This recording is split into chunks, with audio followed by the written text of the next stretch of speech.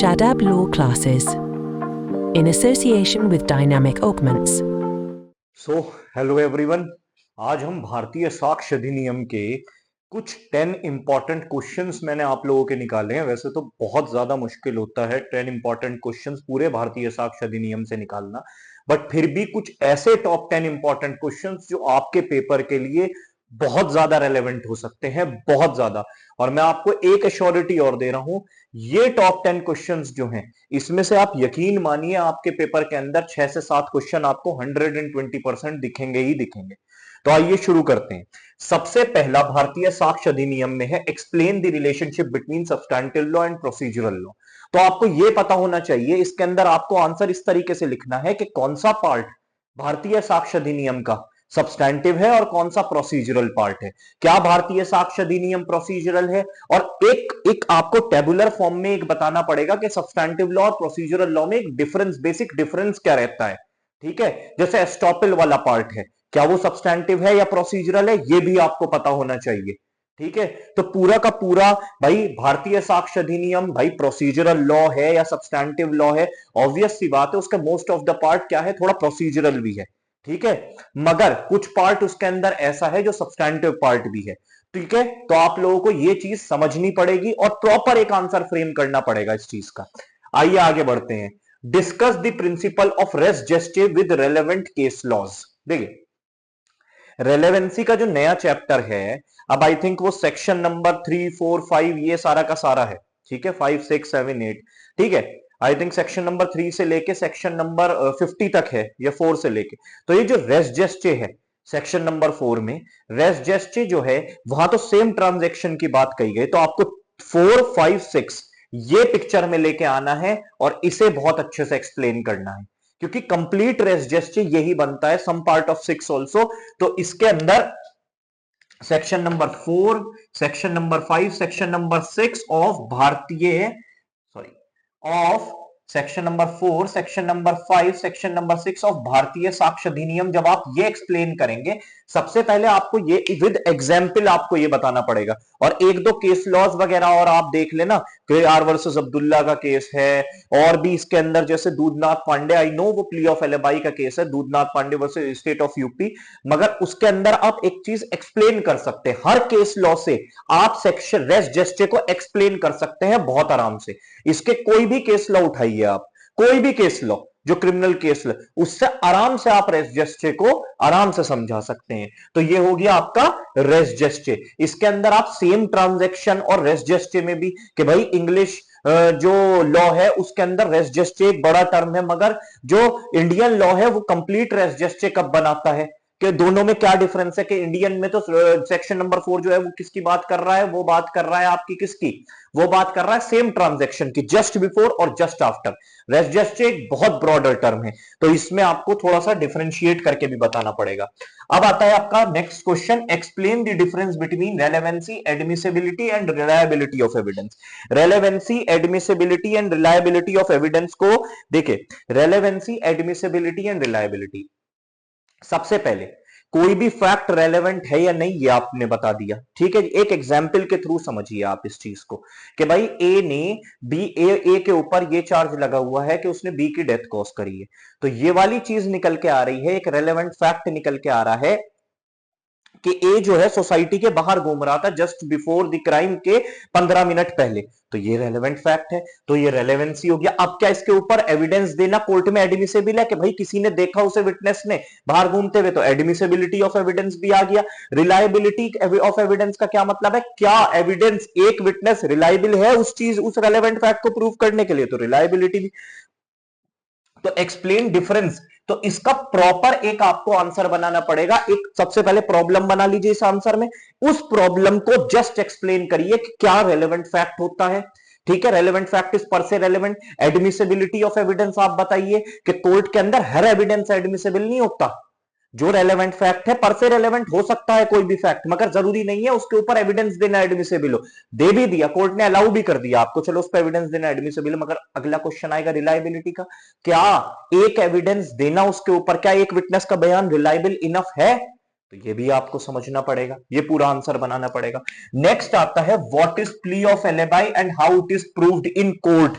What is plea of alibi? तो ये आपको सेक्शन नंबर 9 और इसके अंदर एक लैंडमार्क जजमेंट है Dudhnath Pandey versus state of UP का। ये आपको लैंडमार्क जजमेंट के साथ प्ली ऑफ एलिबाई को पूरा एक्सप्लेन करना पड़ेगा। Fact not otherwise relevant becomes relevant. अगर कहीं भी कोई फैक्ट रेलेवेंट नहीं है तो वो सेक्शन नंबर 9 में रेलेवेंट हो जाएगा। जैसे ये सिंपल सा एक इसके अंदर एक चीज बताता हूं, ये वही वाली चीज है, fact either consistent, highly probable, improbable, या हाईली वही कंसिस्टेंट और इनकंसिस्टेंट। हाईली प्रोबेबल और इम्प्रोबेबल को एक चीज समझिए, प्ली ऑफ एलिबाई कैसे वर्क करती है। आप कोई ये कह दे, मान के चलिए, अभी मान के चलिए 12:30 बज रहे हैं, कोई ये कह दे कि शादाब सर ने मान के चलिए 12:35 पे, यहां से एक डिस्टेंस है मान के चलिए 2-2.5 किलोमीटर पे, 12:35 पे शादाब सर ने किसी की डेथ कॉज करी है।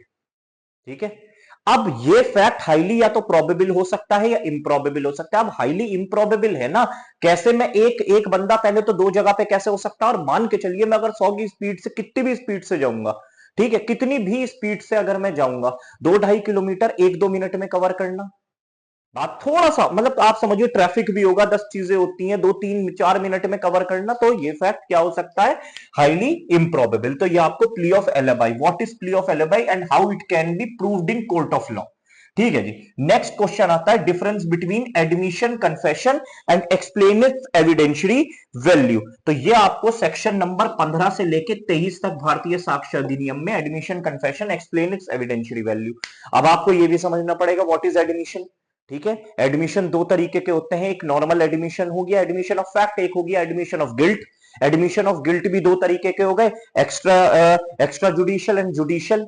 एडमिशन ऑफ गिल्ट, अगर मैं जज के सामने अपने गिल्ट को कर लूंगा तो वो कन्फेशन हो जाएगा, कन्फेशन गिवन टू मैजिस्ट्रेट। और अगर मैं वो बाहर जज को नहीं करूंगा तो क्या है, एक्स्ट्रा जुडिशियल कन्फेशन हो जाएगा।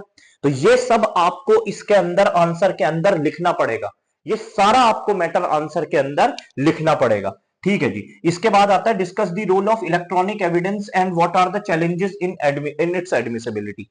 ठीक है, electronic evidence, RM Malkani versus, ठीक है, स्टेट ऑफ महाराष्ट्र, ये भी एक केस लॉ है इसके अंदर के, अगर आपने इलीगली ऑब्टेन किया है एविडेंस, ठीक है, तो ये चीजें इसके अंदर आपको चैलेंजेस बताने पड़ेंगे, क्या इलेक्ट्रॉनिक एविडेंसेस के। और यहां मैं अगर चैलेंजेस भी लिख दूं और एक और चीज लिख दूं, एडवांटेजेस, कि भाई क्या एडवांटेज है इलेक्ट्रॉनिक एविडेंसेस लेने के, इसके प्रोविजंस आप भारतीय साक्ष्य अधिनियम में देखिए 39 के साथ भी होता है। भाई कोई एक्सपर्ट है, अगर वो इलेक्ट्रॉनिक एक्सपर्ट है तो वो किस तरीके से, जितना भी इलेक्ट्रॉनिक एविडेंस है इसके अंदर आपको पेश करना है, और उसके चैलेंजेस और उसके एडवांटेजेस दोनों आपको, प्रोज एंड कॉन्स दोनों बताने हैं उसके। ठीक है जी, what is dying declaration and how it is admissible in the court.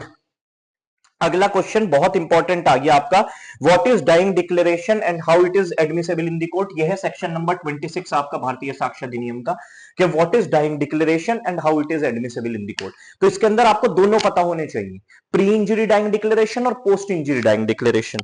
कि प्री इंजरी डाइंग डिक्लेरेशन मतलब इंजरी होने से पहले उसके आखिरी वर्ड्स थे क्या थे, और पोस्ट इंजरी डाइंग डिक्लेरेशन कि इंजरी होने के बाद। तो दो तरीके के डाइंग डिक्लेरेशन होते हैं, ये भी आपको पता होना चाहिए। इसके साथ आपको प्रॉपर एक केस लॉस पता होना चाहिए। ठीक है, तो ये वाली चीज है। ठीक है, एडमिसिबल इन दी कोर्ट, के कोर्ट के अंदर कैसे आप इसे एडमिसिबल कराएंगे। डाइंग डिक्लेरेशन प्रूव करने के लिए कोर्ट सबसे पहले कह सकता है आप इसकी डेथ प्रूव करिए, उसके बाद मैं आपको डाइंग डिक्लेरेशन प्रूव करूंगा, क्योंकि एक फैक्ट की रेलेवेंसी दूसरे फैक्ट पे डिपेंड करती है। कि अगर आप ये प्रूव करना चाह रहे हैं मेरे पास डाइंग डिक्लेरेशन, तो पहले आप ये प्रूव करिए कि इस बंदे की डेथ हो चुकी है, तब मैं आपको अलाउ करूंगा डाइंग डिक्लेरेशन पे एविडेंस देने के लिए। सब कुछ पता होना चाहिए ये वाला आंसर में भी। ठीक है जी, ओके जी। इसके बाद आपका आता है 8, what is burden of proof and how many types are there and explain with relevant example. तो बर्डन ऑफ प्रूफ ये आपको एक तरीके से 104 से लेके 116, तो इसके अंदर आपको primary burden of proof, secondary burden of proof, onus of proof, shifting of burden of proof, ठीक है, कि शिफ्ट कैसे होता है बर्डन ऑफ प्रूफ। ठीक है, तो ये चीजें, तो ये वाली चीजें आपको पता होनी चाहिए। कंक्लूसिव प्रूफ पता होना चाहिए आपको, इसके अंदर सारी चीजें पता होनी चाहिए इसके अंदर, कि भाई प्राइमरी बर्डन ऑफ प्रूफ पूरे केस का किसका रहता है, जो केस करता है obviously. Secondary burden of proof किसके ऊपर रहता है, ओनस ऑफ प्रूफ कब, कि जब प्रोसिक्यूशन ने प्रूफ कर दिया अब डिफेंस पे शिफ्ट होगा, तो इसे कहते हैं shifting of burden of proof, जिसे हम दूसरा कहते हैं ओनस ऑफ प्रूफ। ठीक है, तो ये वाली चीज भी आपको एक आंसर में लिखनी है।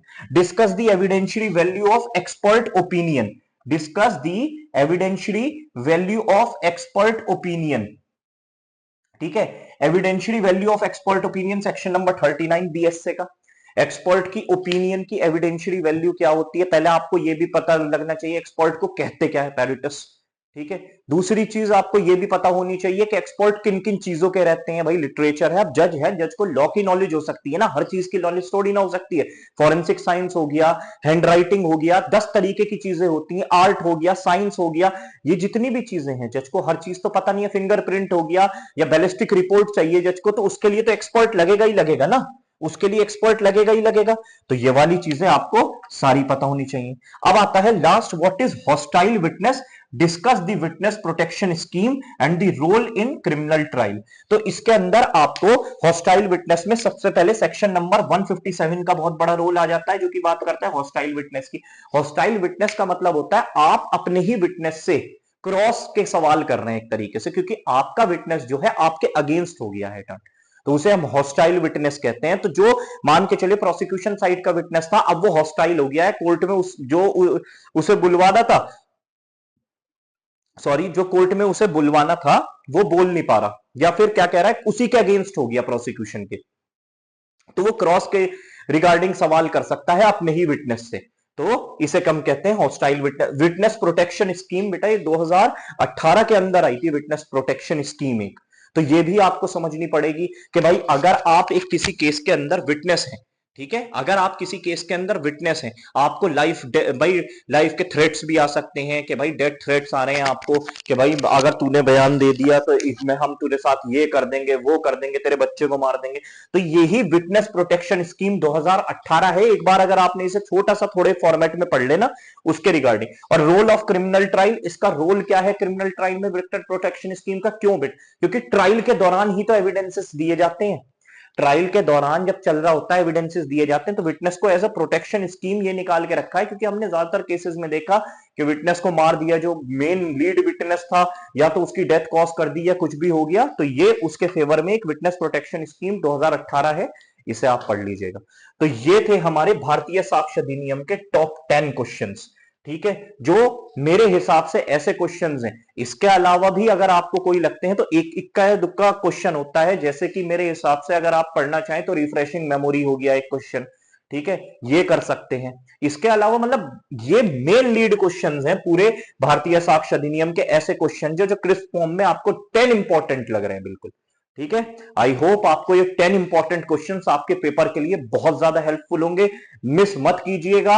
ये 10 क्वेश्चंस को अच्छे से इनके 2-2 3-3 पेज के एक आंसर तैयार करिए समरी वे में विद रेलेवेंट प्रोविजंस। मैंने कुछ के प्रोविजंस आपको बताए, कुछ आप मेहनत कीजिए, ठीक है। मिलते हैं नेक्स्ट वीडियो में, मिलते हैं 10 इंपॉर्टेंट क्वेश्चंस के साथ विद, मेरे हिसाब से ये आपके एग्जाम्स के लिए बहुत ज्यादा रेलेवेंट होगी ये वाली सीरीज जो मैं बना रहा हूं, ठीक है ना। तब तक के लिए ऑल द बेस्ट।